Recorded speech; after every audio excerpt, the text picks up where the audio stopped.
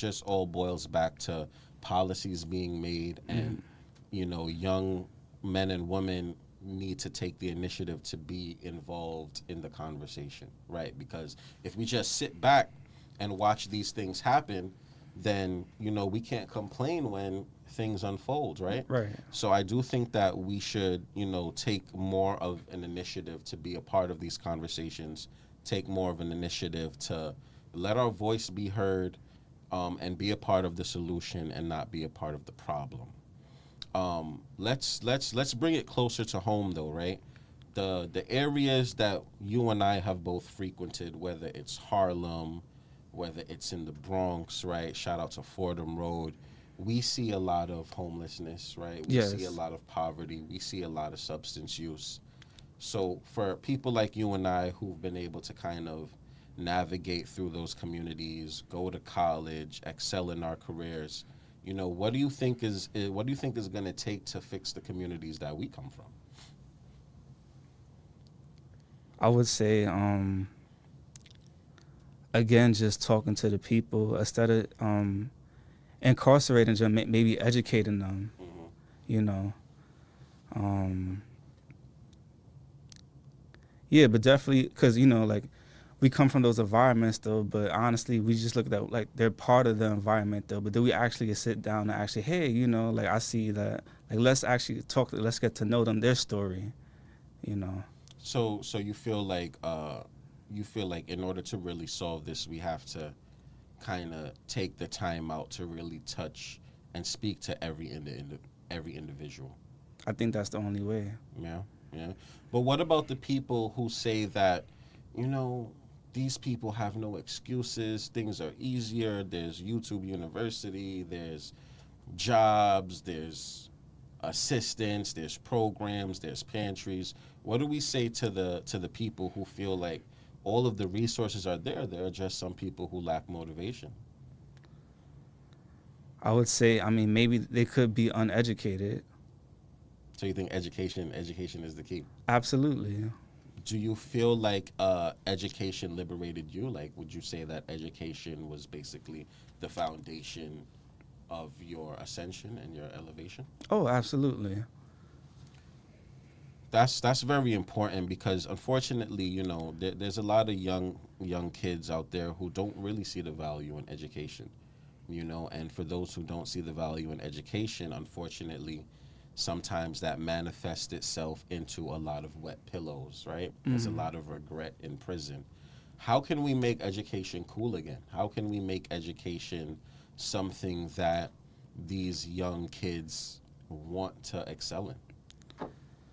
I would say we have to meet them where they're at, so their interests, their hobbies, things like that. Incorporate that into education, Yeah. so make it fun, in a sense. Okay. Okay. In your experience or in your career journey, have you ever worked with kids? Like, do you work directly with that population? Oh yes, I currently work with kids. Okay, that's great. So tell us about your experience, man. Your experience, just because you're there doing the work, you're on the front lines, Yes. right? You're the essential worker. Tell us what are you seeing that we may not be seeing.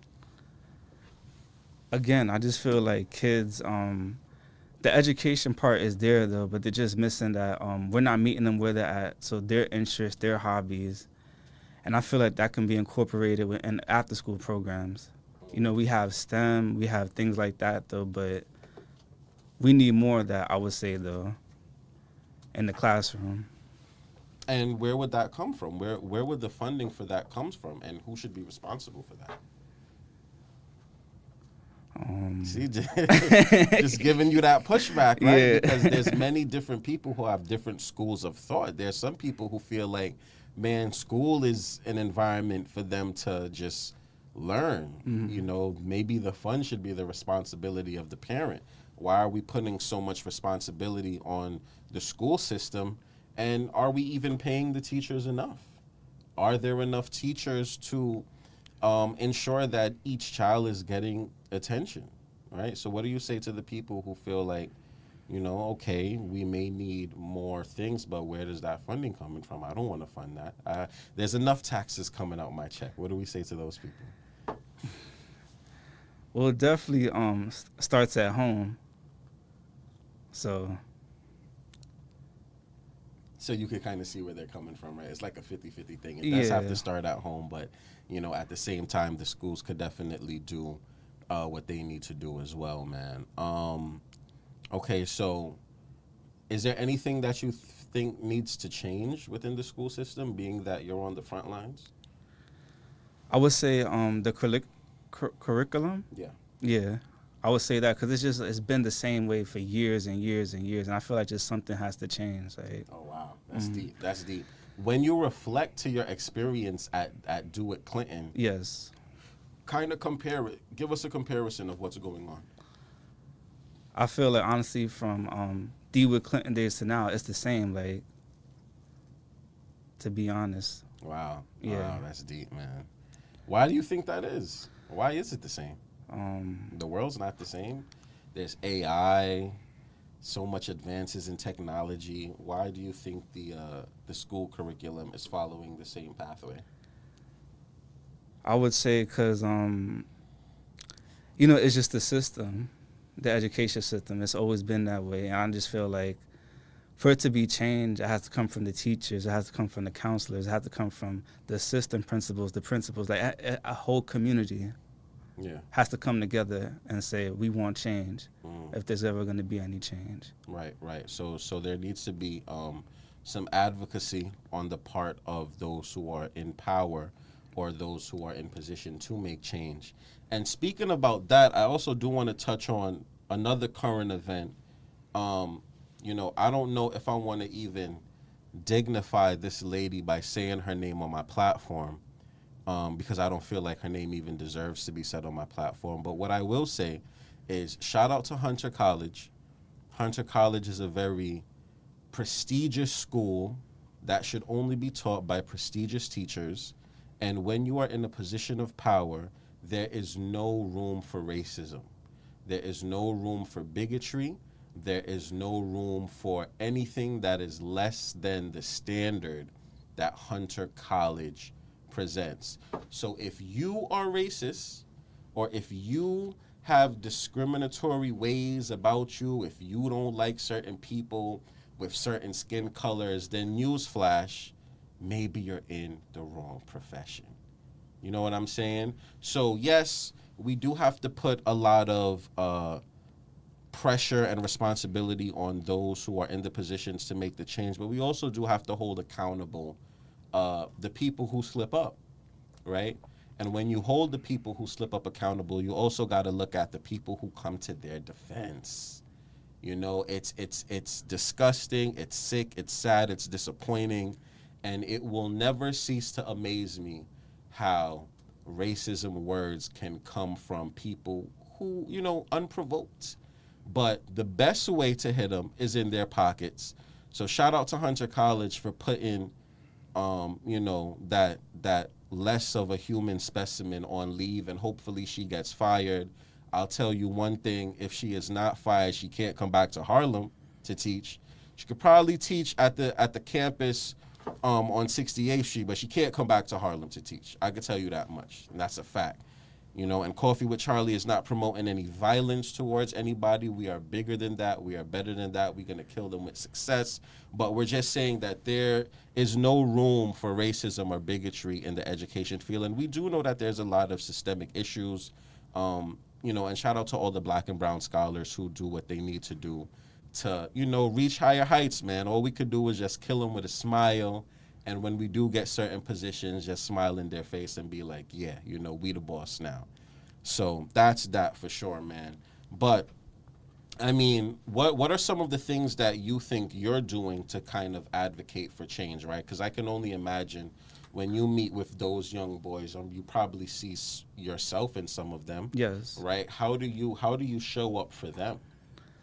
Just being a positive role model. Ask them how you doing. How was your day? But I think the most important thing is just showing up, just being there. It just starts with that. So Right. And being open to communication, right? And being Yes. approachable, right? It doesn't matter what position you attain in life. Manners will carry you all over the world. Yes, please, no, thank you. Just being a kind person. And, once you're approachable and coachable, I think those are some of the elements for success. And yeah, and that's just what it is, man. But definitely great little brief conversation with you, Alex. This is more of a professional corporate tip. Thank you for sharing some insight and wisdom to some of the things that you got going on. And, it was definitely a pleasure for me to bring you up on this platform because representation is important. And there's a lot of people who their perspective is they got to see it to believe it. Yes. And ladies and gentlemen, who you were introduced to today was a young man who comes from that environment, a young man who was presented with different challenges, somebody who had the opportunity to join a gang, somebody who had the opportunity to engage in selling drugs and so on and so forth. But he utilized the foundation of football, right? Being in structured sports, being a part of a team. And he utilized that to the best of his ability and was able to elevate, not only graduate high school, but graduate college and become an outstanding member of society. So definitely big respects to you, Alex. Appreciate that. For sure, man. Just give us three gems that you would leave for the youth. Got you. So my first gem is the biggest risk is not taking one. So whatever you want to do, whether it's, a job, a contact, whatever, just go for it because you never know. My second gem would be always believe in yourself because how can other people believe in you if you don't believe in yourself? My third gem would be, everything happens for a reason. You may not see it now, but in the bigger picture, everything does truly happen for a reason. Absolutely. And definitely before we let you go, drop some of that financial literacy, man. For those who don't know, Alex is a big financial guru when it comes to stocks, bonds, shares, and all that. He's definitely one of your go-to guys. So also, what I'm saying, we got a few minutes left. Just let the people know some stuff about financial literacy. Got you. So when people think of financial literacy, they usually think of, stocks, bonds, but how about investing in yourself? If you're a kid, in middle school, elementary school, maybe one day you say, I want to be a doctor. How can I get an internship? That's investing in yourself, right? When it comes to stocks, people always say, I'm living check to check though, but you could start a little as $10 a month, yeah. But I think most importantly, just investing in yourself though, investing in your dream, because you can make anything become a reality. And what about like the Roth IRAs, the 401ks? How does somebody even start investing if they wanted to get into that? Oh, yeah. So the first thing is you need to open a brokerage account. You have TD Ameritrade. You have Public. There's so many different ones out there. You have Robinhood. So that's the first thing. The next thing is you have to connect your account with it. You have to give them your social security number. I know for a lot of people, they may be hesitant to, but that's the only way to invest into a brokerage account. The third thing is you want to automate your contributions, whether it's $10 a month, whether it's $50 a month. You want to make sure you automate because if you don't, you will forget about it. Trust me.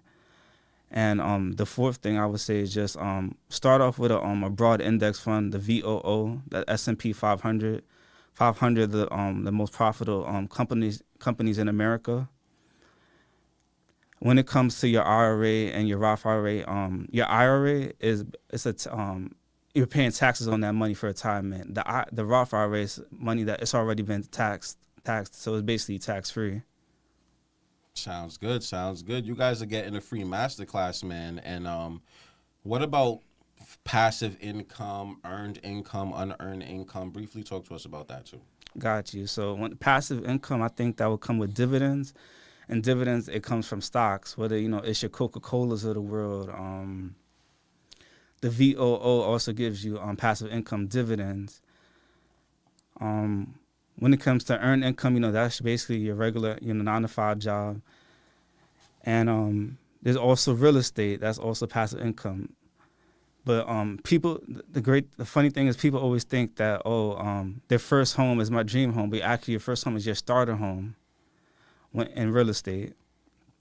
For sure, for sure, for sure. So, it's all about assets and liabilities. Yes. Right. And, at the end of the day, I think one thing that unites all of us together, as far as kinship goes, is we all have the goal of financial freedom. Absolutely. Right. And we all can get to that goal. Some people get to it different ways. Some people may get through it through music.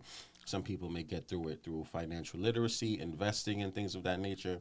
Other people might get to it through, corporate America. But at the end of the day, I think that's one of the biggest things that will promote peace and happiness in the world, hopefully, right? If we all can become financially free, we all can buy back our time. But at the end of the day, it always starts with you. You have to be the one to take the initiative to educate yourself, put in the work. Surround yourself with like-minded people, for sure, 100%, man. But thank you, Alex, for touching base. Definitely expect to have you back on the show. And you also do music too, right? Yes. There's also a little stint of you doing music. So I got some music here. I got Charlie Sheen. So introduce that track. We're gonna play that for the people. So yeah, the track is called Charlie Sheen. I just thought it was a dope track, and hopefully you guys enjoy it. For sure, for sure. Very multi-talented young man. Shout out to Alex. We gonna play some music.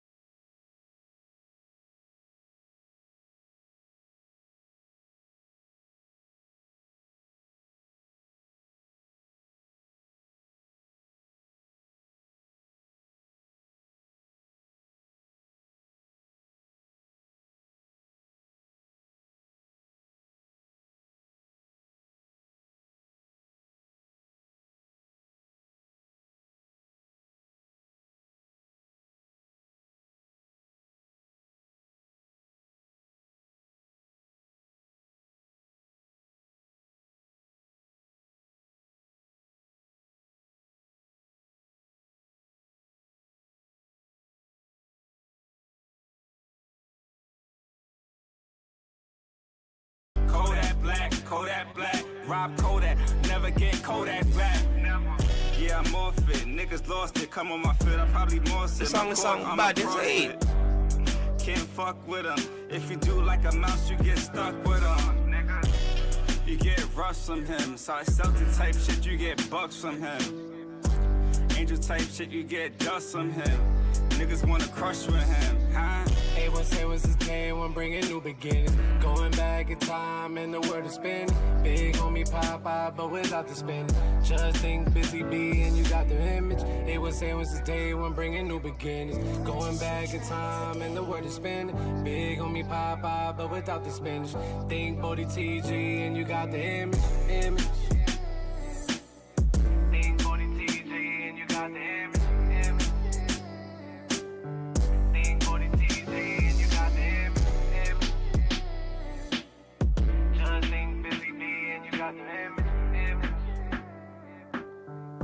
Super dope track. Shout out to Busy, shout out to Bori TG. We gonna get into some music now. You already know the vibes, man. Coffee with Charlie. We got a special guest coming up, but until then, let's play some music. Shout out to Sing a Ding. Got the best track. Ain't nobody girl is on the bottom Got thing, me but on the beat, so it's a bang. Uptown Bronx. Bronx. Yo, sing a ding. I definitely need a dub, man. You know the girl is on the bottom Got thing, me but on the beat, so it's a bang. Uptown Bronx. Bronx. I want bomber clot thing. Bronx. Uptown this, Bronx badness. No pussy test, lone gunman shift. This a bad man town, we no friend clown. Travel with the matic, me good day clip full of round. So the badness loud, so we do it uptown. Bronx badness, I saw we badness loud. One uptown. Bronx badness. 227 put the Benz in reverse. If it is 20, you 31st to the dirt. 241st, them no laugh, no grin. Eden wall go fi boy brawling. Boston road man put kappa in a skin. 219 dog, them no two giant chappings. Gun hill bad man, them no afraid fi kill. So tell some boy love badness and bill, yeah. Uptown this, Bronx badness. No pussy test, lone gunman shift. Bronx badness loud, so we do it uptown. Bronx badness loud. Bronx have the mad thing them. When you talk about with you a feeling friendship them. If I style and pattern so we and kill them. I'm enough to mention DJs and friends. When you talk about cash you a feeling boxy. Who me attack, 1, 2 flashy. If I flash same thing them a feeling cash boss. Any pan table, not no one a quart. Uptown this, Bronx badness. No pussy test, lone gunman shift. This a bad man town, we no friend clown. Travel with the matic, me good day clip full of round. Bronx badness loud, so we do it uptown. Bronx badness loud. Book a girl down a casa. White Plains Road girl want give me data. Big C past the Zaza. If I no bench me a drive then I wa charger. Me a the girl them gizzarda. When me touch pan the road me have to get some of the data. Girl is like my father. When me go a party, champagne and a water. Uptown this, Bronx badness. No pussy test, lone gunman shift. Bronx badness loud, so we do it uptown. Bronx badness loud. No pussy test, say that. Headshot and Spencer. Yeah, big up to Singer Ding.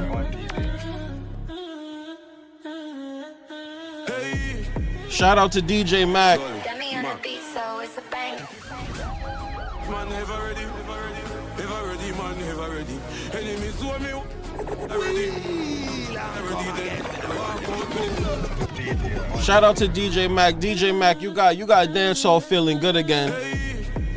Shout out to everybody who hopped on the rhythm. So it's a bang. Man, ever ready. You know the Gully God had to bless it. Enemies want me, ready. What they say?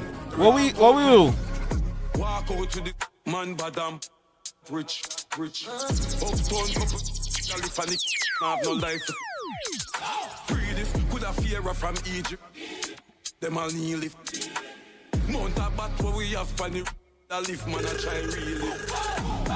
The big again and anything test them, fit I go A-N. Links pop off the can't mend them fear me no. Could I walk today and top, we no do talk it out. Tell up where you act out that cloud. Take it off your mouth, cloud face, cloud. Walk out to the man, badam. Rich. Uptown couple, Lalifanic. Now have no license for ease. Pre this, could have fear from Egypt. Them all kneel lift. Mount a bat where we have funny. I live, man, I try relive. From me land back, I had it. Them a throw shade. Packer than a crusade. Them a live in a me style of time for them fade. Watch, stinking rich and a million times me be a get. When anyone that you think you're brave, link me counterpart. We go slap out your ears. No, how easy does it to make any man? Red light for you, like a cherry on top. Come on, axe up, bully me set a elephant chop. Learn that. Walk out to the. Walk out to it. Walk out.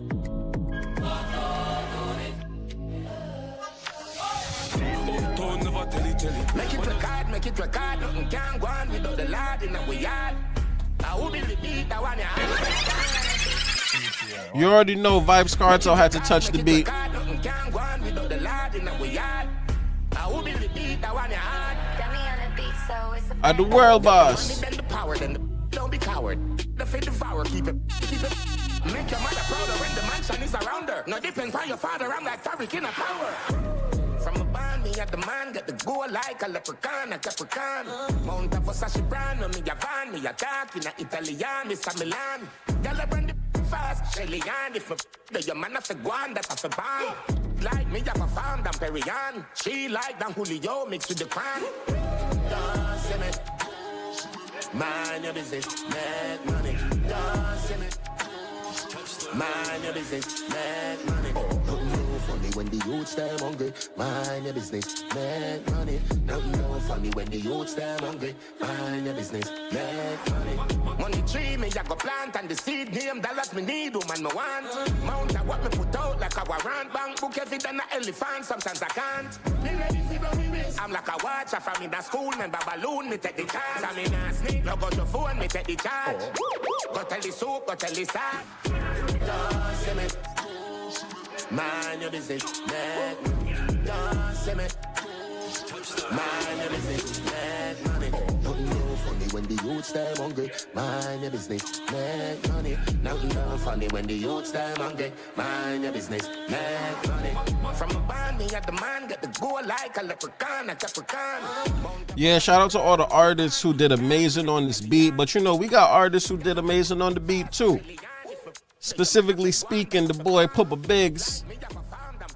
I'm gonna tell y'all about this TikTok in a minute. Fresh to the bone, Louis V and he mix with the Gucci. Damn Ford just a kick like Bruce Lee. Boy, girl I get sick fancy sight me. So maybe this should be a ticket like Nike. All them things on me ex them a spite me. Come again. Yo, big up to Puppa Biggs, wherever you at. It's my brother. Dummy on the beat, so A-Team. it's a banger. Fire like double tap, double tap. Tick tock, tick tock, tick tock. Fire like double tap, double tap. Tick tock, tick tock, tick tock. Can't see me and I like me. Fresh to the bone, Louis V and he mix with the Gucci. Damn Ford just a kick like Bruce Lee. Boy, girl I get sick fancy sight me. So maybe this should be a ticket like Nike. All them things on me ex them a spite me. Never live up on no life, cause me I live mine. Fire like double tap, double tap. Tick tock, tick tock, tick tock. Fire like double tap, double tap. Tick tock, tick tock, tick tock. Fire like double tap, double tap. Tick tock, tick tock, tick tock. Fire like double tap, double tap. Tick tock, tick tock, tick tock. Girl a DM me. Somebody girl just get fling with. Girl a swing pa me limb like monkey. She man just a call down she phone and a ball like donkey. Spread it like plane pan a runway. See the bed she a flood there. See the sheet of it dash way. And when me rain so Alex, she a he's squirt, here. Can she you a get him? squirt. Me a beat it like the slave name Kunte. And I strike with the kente. Girl turn Chinese and I call man sensei. And them things excite me. Just a one call when you're honey. Me nah lie, say that fuck ain't fit me. Say that fuck ya, you rascal. Fire like double tap, double tap. Tick tock, tick tock, tick tock. Fire like double tap, double tap. Tick tock, tick tock, tick tock. Fire like double tap, double tap. Tick tock, tick tock, tick tock. Fire like double tap, double tap. Tick tock, tick tock, tick tock. Fire like double tap, double tap. Tick tock, tick tock, tick tock. You can't style me, can't style the style I want. You can't style me, can't style the style I want. You can't style me, style the style I want.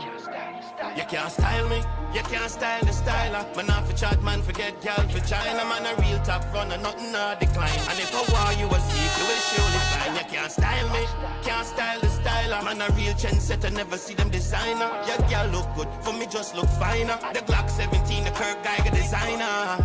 My dash out my Levi's from a catchy way. Purple brand, my jeans, Versace, hold my way. The biggest ATM dog, we are on the play. Have the arty setter, gal, the biggest gun in all the bay. We never used to have it like that. Now we full of our stats. From the back of the class to the top of the charts. We know it hurt no hard, so we no in and no margin. Anywhere we perform, you can't style me.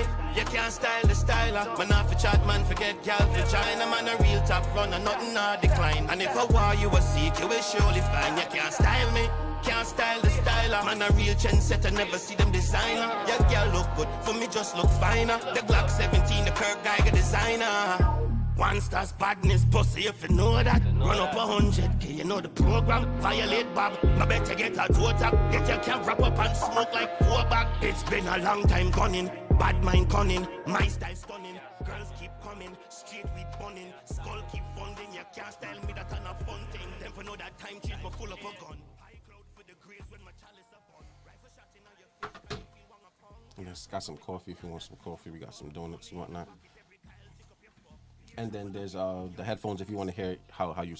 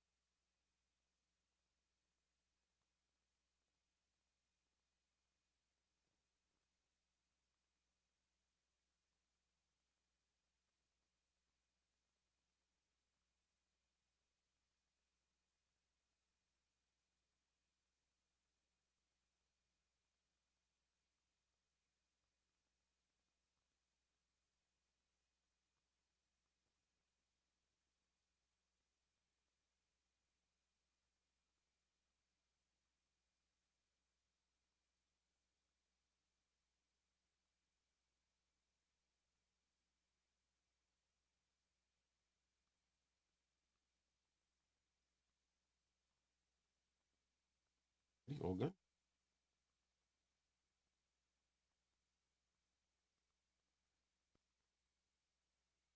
We're ready.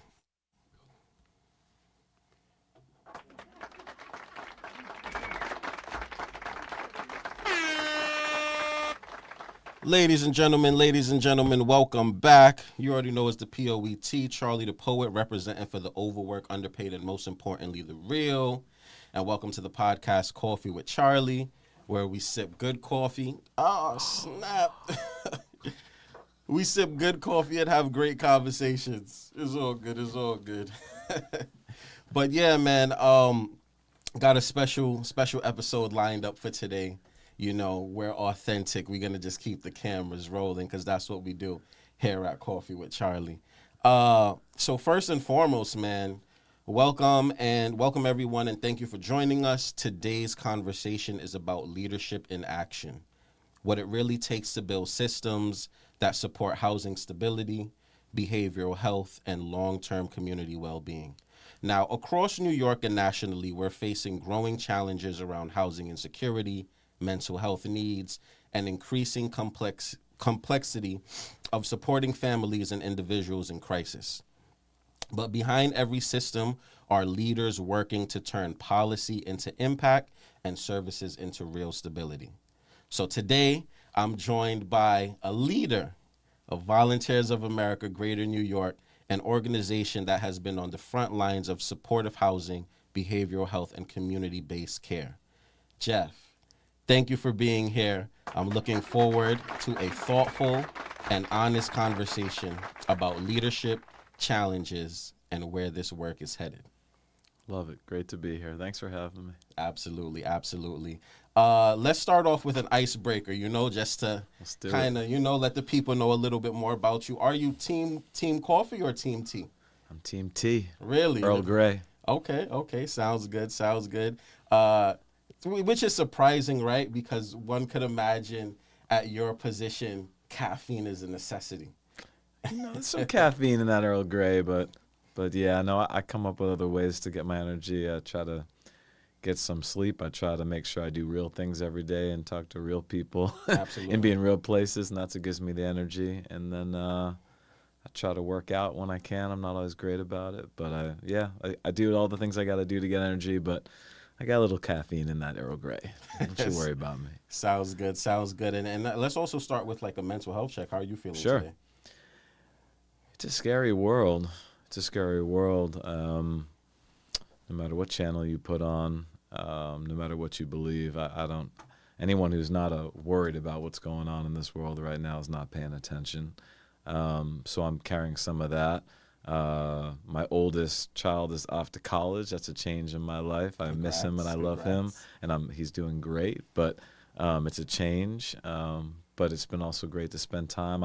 I bowl almost every Sunday with my youngest son, Connor. So I already did that today, so that filled my bucket. Very nice. I got to spend some time with my daughter, Kathleen, yesterday, so that was really fun, and my wife, Erin. So family lifts me, and challenging last couple weeks with the storm, though. So, just like in life, you got a lot of things that can bring you down, but if you're lucky like I am, you got people around you that can bring you back up, and that's kind of where I'm at right now. And that's a blessing, and I'm so happy to hear that, because being in leadership positions, a lot of people are depending on you, a lot of people are leaning on you. So to know that you have that foundation and that support from home that keeps you going is truly a blessing. We also have, and I know we're going to get into it, and you're a key part of this. We just have an incredible team at Volunteers for America Greater New York. Everyone's going to say that. Everyone's going to think I'm going to say that. It's actually true. For sure. And it doesn't mean everything's perfect. It doesn't mean everybody's always smiling and loving everything. That's not what I'm talking about. I'm talking about that people really actually care about the work and care about each other and care about what we do.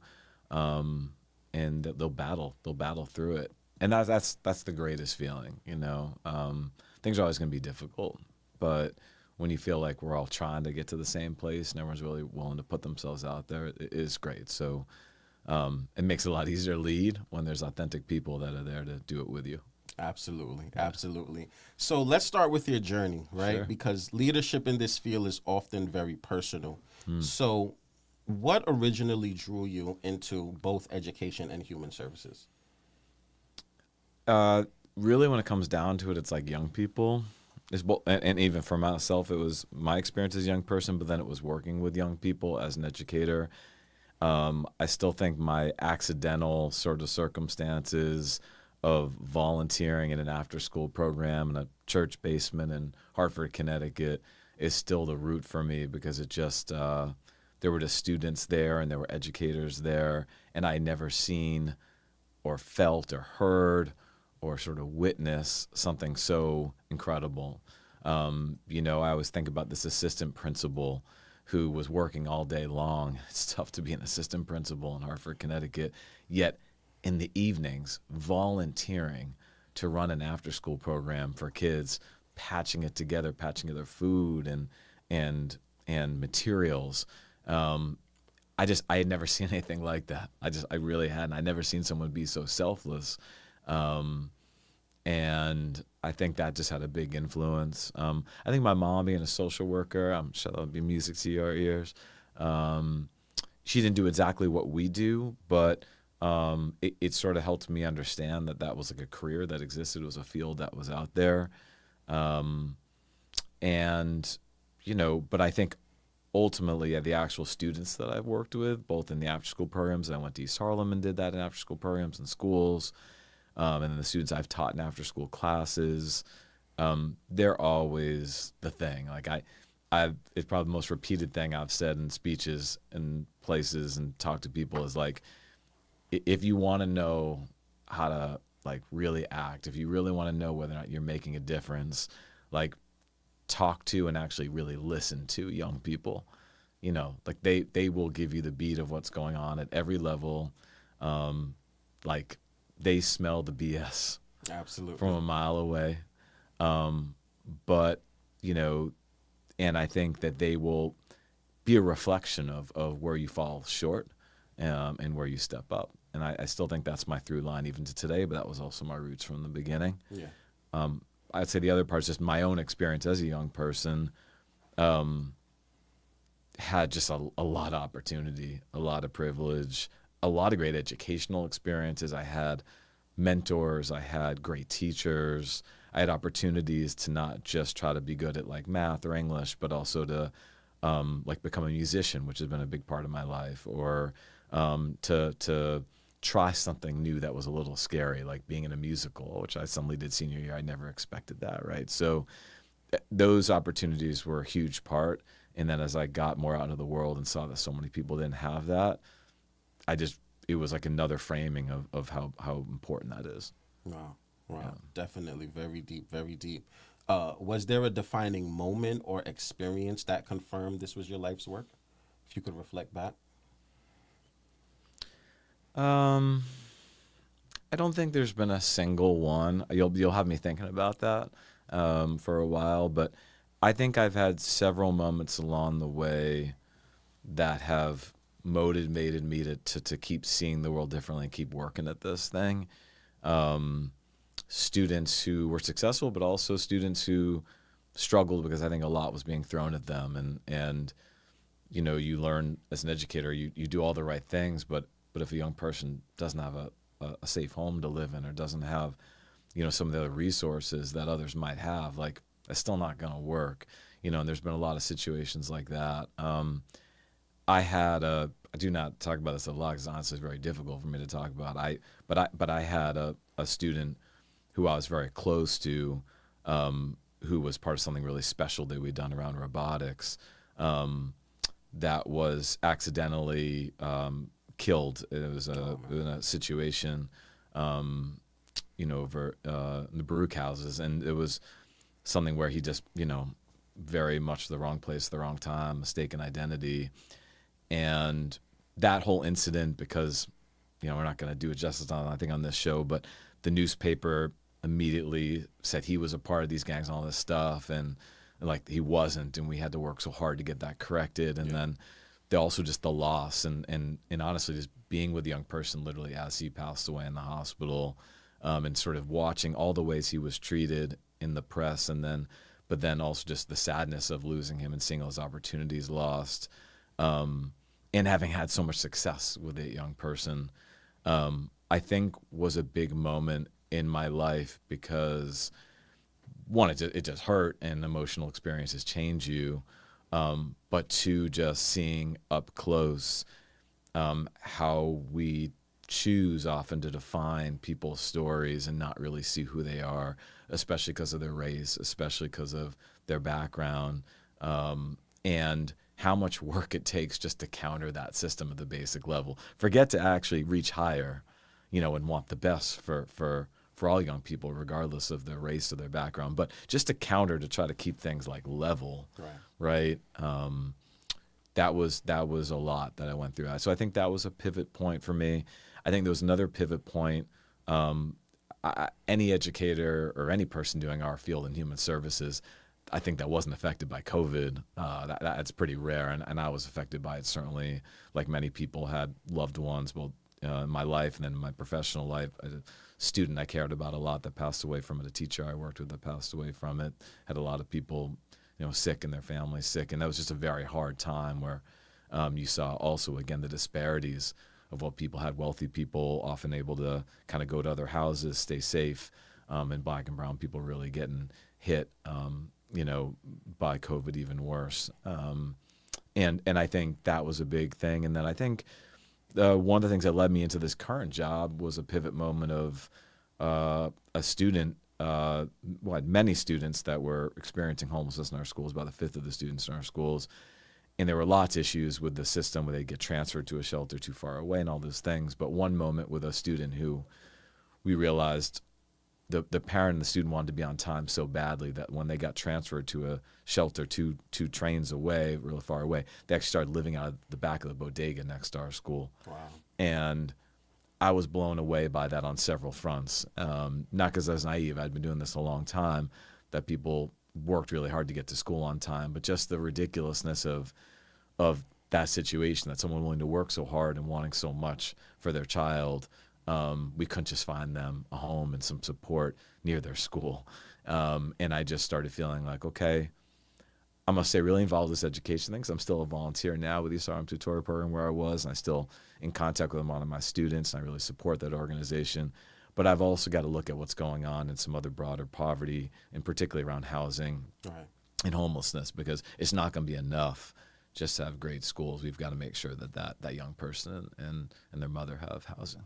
Right. Very wow. That was very touching. And you know, it's so funny you bring that up, because just before you got in, I was having a conversation with my colleague, and we were kind of just reflecting on how the high school that we both attended, DeWitt Clinton High School, a lot of the policies that they put in place sounded so good on paper, but in real life it was traumatizing, kind of going to school, going through metal detectors, being in a situation where we were kind of susceptible to being recruited by gangs, right? The peer pressure and navigating through that and all that stuff. So, you know, the system is definitely tough, but, you know, it takes people like you, people like myself who are truly advocates of justice to take the initiative to not only get into these careers, but try to make change at, you know, whatever level we can. And I think that's truly important. But what I do want to ask you as well is, you know, how did your early leadership experiences shape the philosophy you lead with today? I think one of the greatest opportunities I've had, and again, it's like maybe the biggest privilege that you can have, is I've gotten to make mistakes and learn from them. And when I think back on all the ways that I've learned to be a leader, it's largely by actually screwing stuff up or like messing something up or like just taking something the wrong direction a little bit and then having to correct course. Like when you get a chance to make some mistakes and to learn from them and have people around you that help you sort of get through those mistakes and learn from them, that's the greatest opportunity, because then you can really thrive. You can approach a situation the next time being like, one, I know how to not make that mistake again. I might make another one, but I'm not going to make that one. And two, you know what? I'm going to take a little risk here because I survived that last mistake. And, you know, I do get asked a lot, like, you know, because I've pushed some pretty aggressive things forward in my career, and I have taken some risks, both the things I've done and stuff I've said. And I was mystified by that question because they haven't felt like that kind of risk in the moment. They've just felt like the right thing to do and push forward. But even that feeling is a bit of a privilege, because for other people, they might have been risks, right? And but I've been able to have that chance to do that. There's some people who took chances on me many times. And I came through, right? And I have had some successes, and I've done some things that I'm really proud of. That's really great. That's huge. That gives you some like room to move. But the biggest thing is being able to actually try something and not go exactly the way you want, and then be able to pivot and try again. Because this is just really hard work. I mean, again, like, you know, I know you're so humble. I know you're making this about me, but you know from your work, right? Creston, you know what you know what I'm talking about, right? You Absolutely. need to be able to work with a resident, work with a colleague, and try something. And it may not always go exactly the way you want it to be. But, you know, if you put yourself out there, if you have a plan, if you have good intentions, if you work with a team, and you're honest about the situation, then I think it's always worth trying something. I've had a chance to do that. And I think that's what's framed my leadership story and the successes I've had. It's actually been the mistakes I've gotten to make. Very nice, very nice. And as your responsibilities have grown, what keeps you grounded and connected to the mission? I mean, honestly, and I think you probably know this, I go to sites constantly, and I'm out on the ground constantly, both planning and sometimes just, let's just run to this thing, let's do this thing. I don't think any duty is below me. I don't even know what that would mean. I don't think any situations like below me. That doesn't mean that I should get involved in stuff I shouldn't be involved with. Like you always want to like trust your managers, trust your leaders, trust your staff on the ground. But I just try to be present in what's actually going on. So anyone who's seen me on my, you know, I've been in this job for actually, what's today? Today, March 1st? Yeah, March 1st. Today, 2-year anniversary. We timed this perfect. Look there at that. You go. Look at so that. Look I've been, at that. Yeah. So, congrats. Yeah, thank you. Actually, that's funny. This is a perfect thing to be doing here, reflecting back, right? So 2 years, and I've made it to at least 1 or 2 sites every single week since I've started, and often many more than that. So I've done, you know, literally over 100 visits, right? And those visits are not like I take a photo and leave. You know, you can ask the staff there. Like I sit with clients and residents. I talk to staff of all positions. I try to just be really open and observe. Sometimes I literally just go to a site and I don't tell my men. I just sit in the lobby. I'll just sit in the cafeteria. I'll just sit in the room and just talk and be open. And I think, you know, my email, my phone is out there. Everyone can talk to me anytime, and I respond to everybody. And I try not to have a bunch of filters. I kind of want to know what's going on. And it's not so I can be like, oh, you did that or you did this. There's no gotcha in my visits, and people start to learn that over time. Because initially when I go over, it's like, oh, okay, like CEO person's coming in, and white bald dude, scary guy coming in, thing. And but then like if you actually are in it and you stick with people, then they see, right? Over time, people will be like, okay, well, last time he came, it was actually, I told him a few things and actually we're moving on that. And some stuff didn't look so perfect, but he didn't freak out. And you start to build the relationships and you become a resource to people instead of a problem. And then like, I think with residents, the most important thing of our work is just talking to our actual clients we're serving, our residents we're serving at our shelters, at our permanent housing, at our school in the Bronx. Then you're just going to hear what's going to go on. So that's really how I've tried to spend my time. And I think that's how I stay grounded. And then obviously, as I said at the top, just like having a great group of friends and an incredible family. That's the stuff that, first of all, they'll just tell you like, no, you're not. Just take it down. Right. Right? Keep you humble. You're not for sure. anybody. and then too, that like you've got to face that, right? Like if you do something that's wrong, or you kind of lose yourself, you're gonna face them when you come home. If you have a great friend, that friend's gonna be not just telling you you're great all the time. They're gonna be like your critic, like with support. But if you have a great relationship with someone, I think that's part of it. And I try to do that for other people. And there's people who do that for me. I'm lucky.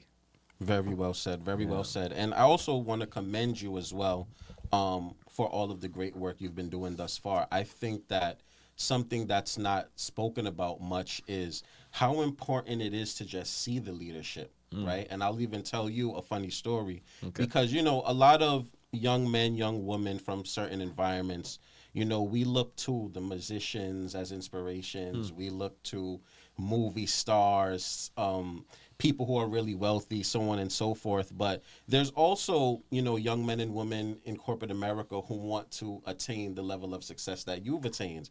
And I'll tell you, for me personally, just by your presence at the site and in listening to you speak, you've inspired me to improve my public speaking skills. Because, you can ask anybody that the one thing that I would say about Jeff is he is an amazing public speaker. Because for me, I have to memorize everything.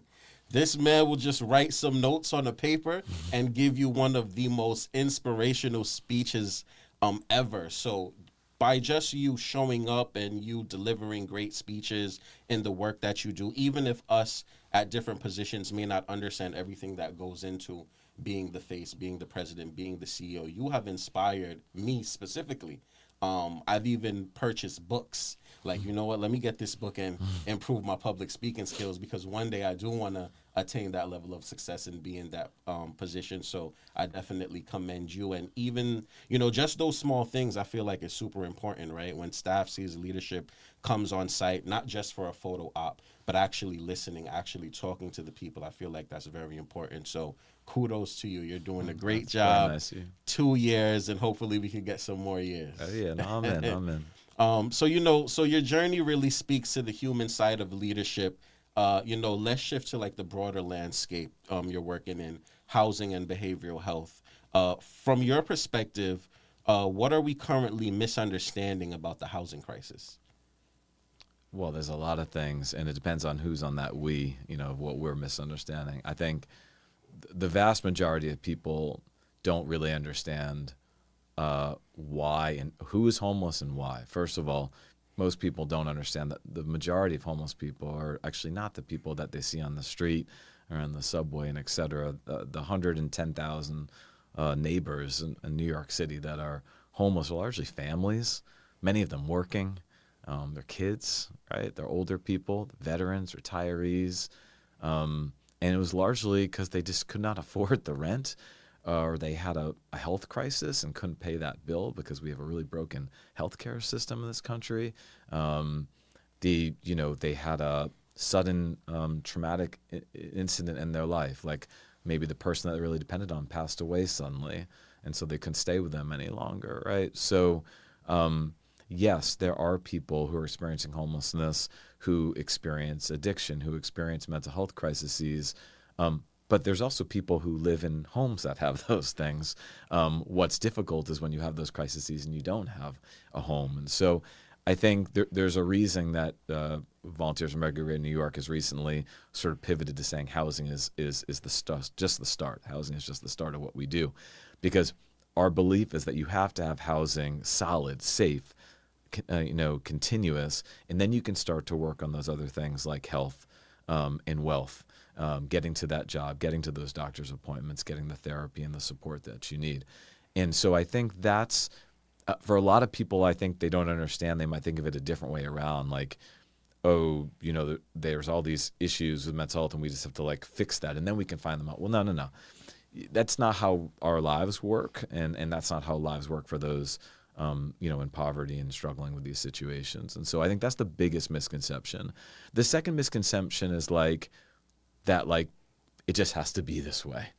Like that of course there's going to be a lot of homelessness. And it's like, no, that's actually not true. We have actual proven solutions like our street to home programs or other ways that we try to prevent homelessness in the first place. We've essentially nearly eradicated veteran homelessness. Now, there are about 150, maybe 200 homeless veterans in New York City. One would be too many, but that number has come down from thousands and thousands, right? So we can actually make homelessness extremely brief, extremely rare. And it does not have to be the way it is now. So I think those two kind of big misconceptions are really critical, and then we can start to work on those solutions. For sure. And I can definitely testify to that. It's very critical to integrate housing with, health and social services, because even within my journey as, being a case manager, like before becoming a social worker, I worked for an agency where it was transitional housing. It was for young adults who aged out of foster care. And when I went there, I saw that unfortunately there was a lot of young adults who kind of went past the age that they were supposed to move out. It was supposed to be they come in at 21 and then by 26 we find them housing. And of course, like you said, things aren't as linear. Things don't just work. Some people need more time, so on and so forth. So in me kind of being exposed to that, I just got very, very motivated. And it was at that point when I decided, I need to further my education because I want to be in a better position to help these young men and women, with that population specifically. So while I was there, I was able to help move out 11 young men and women who age out of foster care and get them into housing. Mm-hmm. But shortly after, I understood that it wasn't just about them being housed. It was also about them getting the proper mental health services. It was also them getting the proper community supports, because unfortunately, specifically talking to young adults who age out of foster care, when they exit supportive housing, the statistics show that they end up back in the shelter. Yeah. Because, sometimes, even like as case managers, we might be housing, but you also want to ensure that they have the skills to survive outside of supportive housing once they get connected. Yeah. So integrating the behavioral health, the social services is critical. Absolutely. Very critical. Absolutely. So when people hear supportive housing, right, for those who aren't in the field, they often just think shelter. What does comprehensive supportive housing actually include from your perspective? Yeah, I mean, it is one of those phrases. We got some complicated phrases in our field, but actually supportive housing is a pretty good phrase. It's what it sounds like. You're in safe and secure housing, and you're also getting support, right, with the needs you may have. You may have some physical differences. You may have some mental health issues that you're working through. And you may have issues around addiction. You may have various traumas that you've been through, et cetera. And they can be really extensive, or they could be things that could be short-term and not as extensive, but you're getting the supports that you need while you're in that housing. And this is one of the key reasons that I actually came to Volunteers for America. It's one of the largest providers of supportive housing in New York City, one of the largest providers in the country, and it actually really works. So there's been a million studies. I'm not going to make the listeners die with boredom, but the studies have basically shown that supportive housing is a less expensive and really effective way to help someone who has a lot of needs. And when you don't really help someone, well, what happens? They're on the street. They're going to the emergency room. They might be in and out of the justice system. We're asking police or other first responders to do all this work that they're really not capable of getting to, often don't want to do for good reasons. It's really difficult to help someone once they've gotten to that extreme situation. So supportive housing is really effective and actually much more cost effective than so many other things that we do day to day to just kind of attack the emergency. So, this is a long-term, often permanent housing unit that someone can live in and get the supports that they need to thrive. And we see super effective people starting to go back to work, getting their health really stable, being able to engage in relationships, having a community around them where they can interact. Because, and I hope we talk about this more, but I think the social isolation is one of the hardest things that people are going through in this country at all levels, but particularly those that we serve at VOA. 100%. And supportive housing really tries to kind of de-isolate the residents that are there. Absolutely. And, just building community. Yeah. Building community within community is extremely important and very beneficial. Sometimes a lot of people who come from, poverty-stricken areas or those who just deal with trauma, they tend to self-isolate because they're so hurt of retelling their stories, right? It could even just be constant staff leaving, right? As a social worker, having someone to be vulnerable constantly, telling their story, triggering their self, right? By reflecting back on those stories. It's really tough. So, having that supportive spirit in addition to having that community is definitely very essential, and we strive to bring that day by day, for sure. Yeah, can I bring out a little piece that you just said there? Absolutely. Just so like listeners who can kind of think about how that part you said about how you have to repeat your story, because that really, it gets me really like motivated to want to talk about this. So I'm going to steal from Brian, who we both know, great leader in our organization. For sure. Shout out to Brian. He does this training that I saw, and so I love this. I'll give the listener a visual. So like, imagine if I asked you, listener, to write down like the hardest thing that's ever happened to you, like something that's like really tough, and like a story that's really hard to share. But it's like the hardest thing that happened to you. So I really want you, if you're a listener, I really want you to think about it. Like I ask you, and you write this thing down, okay? And then you're reading it. I ask you to read it in front of a group of people. So you're like, oh my God, really? I'm going to read this thing? Okay, but I'm like, okay, finally, I get you agree to do it. You're standing up now. You're reading the piece of paper, and right as you get into reading it, someone just rips it out of your hands and tears it up, like right in the middle of you doing it, in front of everybody. And what we talk about in the train is that's what we do to people who are experiencing homelessness, like over and over and over again. Our system asks people just to share the hardest moment in their life, the hard thing they're going through. So I guess not easy to ask for help for any of us, right? So imagine how hard it is to have to ask for help, for basic food, for housing. And we make people just tell their stories over and over again as they go from place to place. Instead of actually bringing someone in and say, hey, look, here's a safe place to be. Here's a warm meal. We're going to build a little bit of a relationship with each other here. We're going to build some community. And then we can start to talk about what's going on and actually hear you, actually see you. And now we're really going to have a conversation about your story and what's going to work for you. Oh, now I hear you that you've got a cousin who's in this other borough and it was near this job that was kind of working for you. How can we get you back to that community? Things like that. And so, yeah, this system we have right now just re-traumatizes people over and over again. And it's not just wrong, it's also very inefficient and very ineffective because then we can't get at the root of the issue and actually solve the problem. For sure. It's all about bringing back the human element, right, to the people we serve and not just being robotic, right? Sometimes it's putting that paper down or closing your laptop and just listening. Yeah. Listening and finally, trying to get to the root cause. So, Jeff, if policymakers were listening right now, what are the top 3 priorities you would want them to focus on? Well, we have to build more affordable housing. We have to build more housing, period. In New York City, there's just not enough housing for people, but we particularly have to build a lot more affordable housing in neighborhoods that people want to live in, near transit, near jobs. And we have to do it way quicker. And we just have to be willing to do it. And lots of people said they're willing to do it, and then we sort of see what happens. And I'm optimistic that the new mayor really wants to do it. And now the hard part, which I'm sure he would agree with, is can we do it? And can we get it open? And can we build them quickly? Can we cut out so much red tape?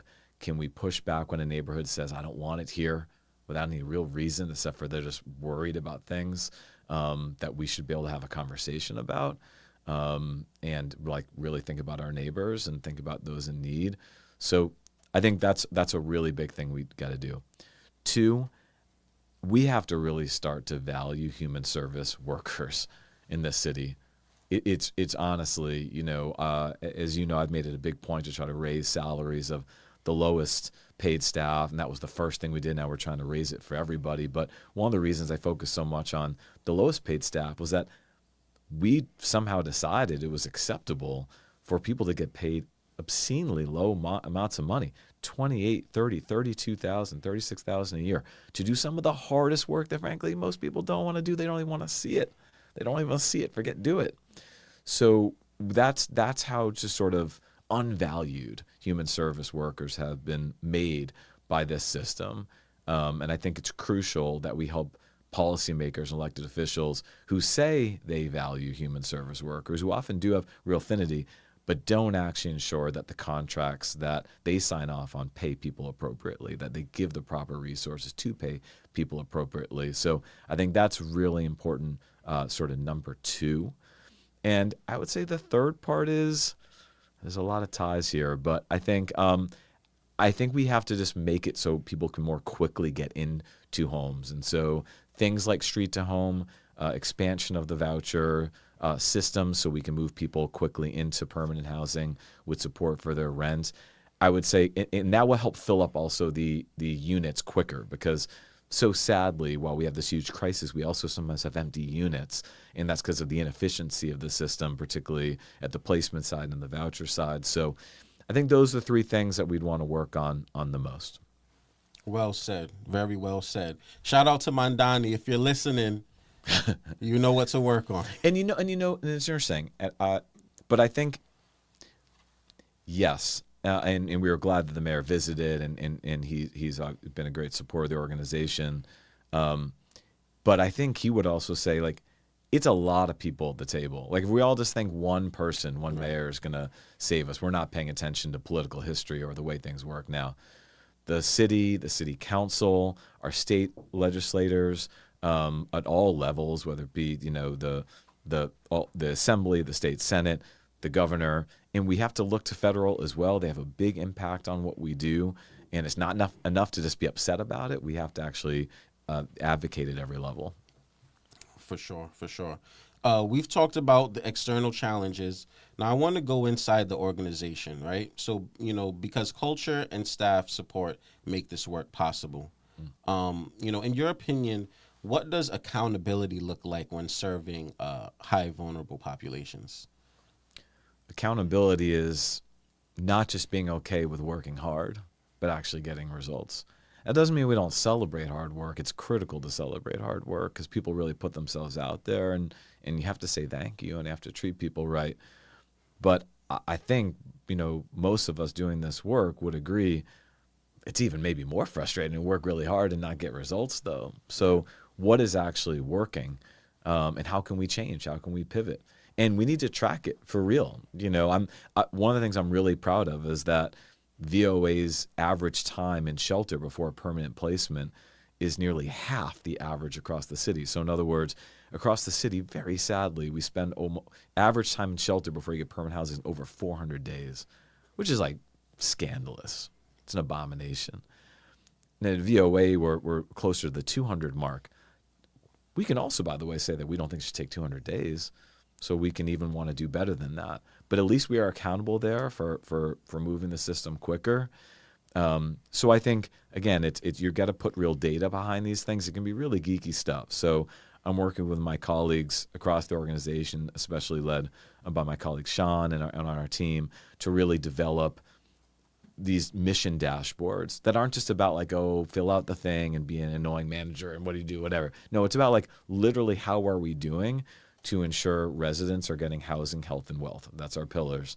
And actually measuring it, what works. And if something doesn't work, you shouldn't do it that way anymore. And if something's working, you should really invest in it and do it even more. And I think that's the most crucial accountability system that we can have. And that has to be all the way through our board. We have like a governance board through our executive team that I help lead, and then the 1,300 staff that are part of Volunteers for America Greater New York. For sure. Well said. But just to piggyback off of that, Yeah. how do you measure success beyond numbers? Yeah. Beyond placements and beyond outputs. How do we measure success? So you can hear me talking a lot about public policy in this conversation. A nonprofit's role, like what we have at Volunteers for America, I believe very strongly, is to not just be able to get success in our day-to-day, but advocate for that success to be replicated, right? So I want whatever we do to be able to transform the city by applying it through policy changes and by regulatory changes. So we have a great public policy unit run by Catherine Trapani and Nick Brass, our chief of staff, and we're trying to really take, okay, here's the things that Volunteers of America staff on the ground know that work, or by the way, here's the part of the systems we know that doesn't work, and that should then be changed through changing of law, by policy, by regulation. And there's a lot of that, and it's super geeky, annoying, boring stuff, piece by piece, but it actually changes literally millions of lives. When you think about how someone does go through the system, how do people do get their voucher, how do nonprofits get paid in these contracts, and how quickly can we build housing, and how are vouchers distributed, and how is the budget structured, and what is a model program, and how do we open a shelter, when should we, how do we deal with security risks? All of these things, they actually matter, and I think it's crucial that we don't just do this stuff, but we advocate for change at scale. Agreed.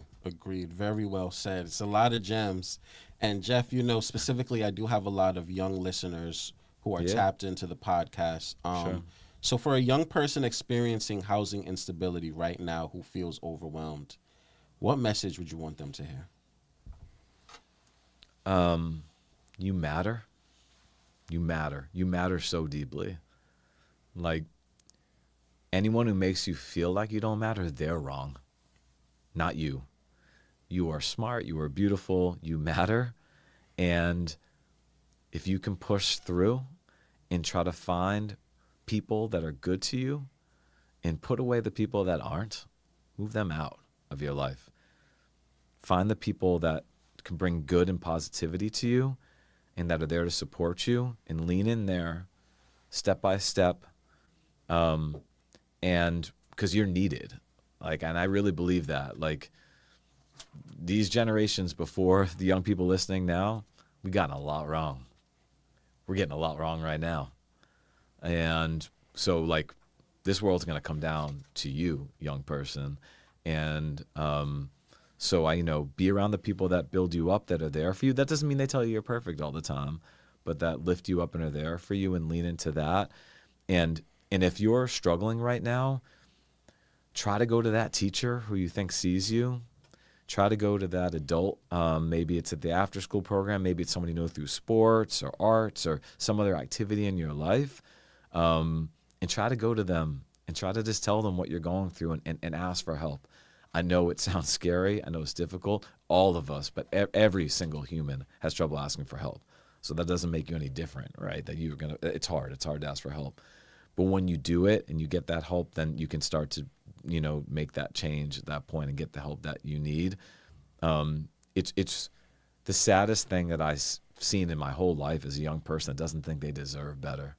They're wrong. They do deserve better. They deserve the world, right? And that's what you should demand, and things can get better from there.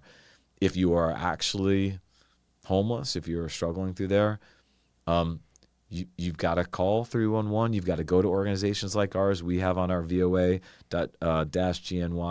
site, you can say, I need help, and literally it will help you figure out how to get that help. So if you're in that type of circumstance listening, I hope you go do that right now. There is real help for you. You have a right to shelter. You will find safe and secure housing, and people will help you get back on your feet. Very wise words and wise gems. Jeff, we only got about 8 minutes left, and I also always like to end off with gems for the youth.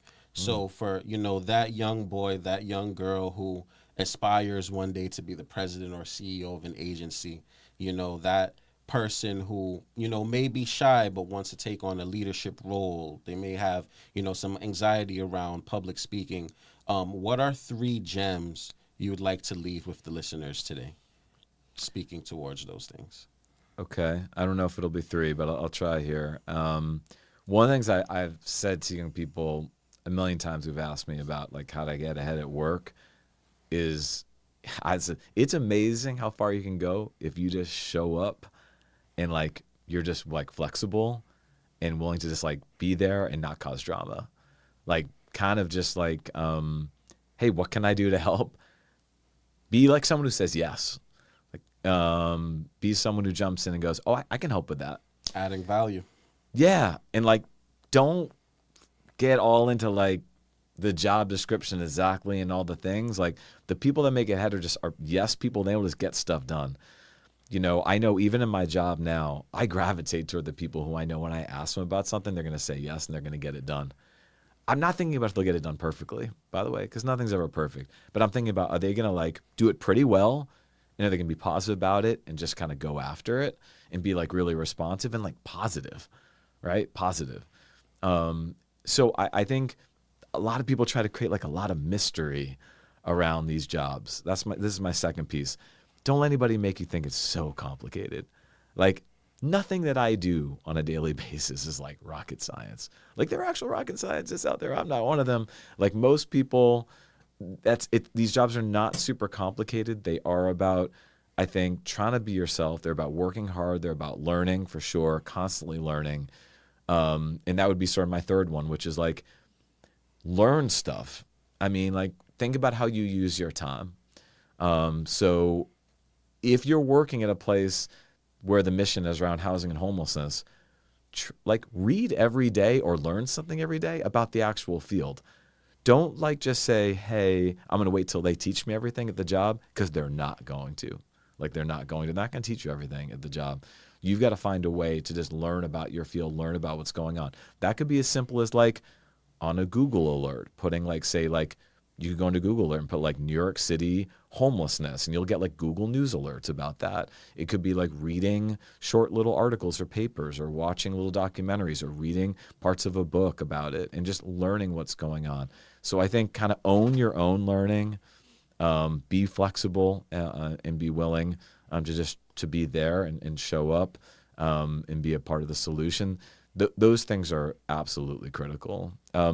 Last thing I'll just add on, I guess a bonus fourth here, is because my wife Erin and I talk about this all the time, and like this idea, and it's been written about by John Green and lots of other people about this like idea of paying attention to what you're paying attention to. So like essentially, if you notice that like you are always really interested in something in the news or some element of life, like pay attention to that. That might be like your passion. I meet a lot of people who are like, I don't really know what I care about. It's like, well, what do you care about right now? You know, like what are you reading all the time? What are you thinking about all the time?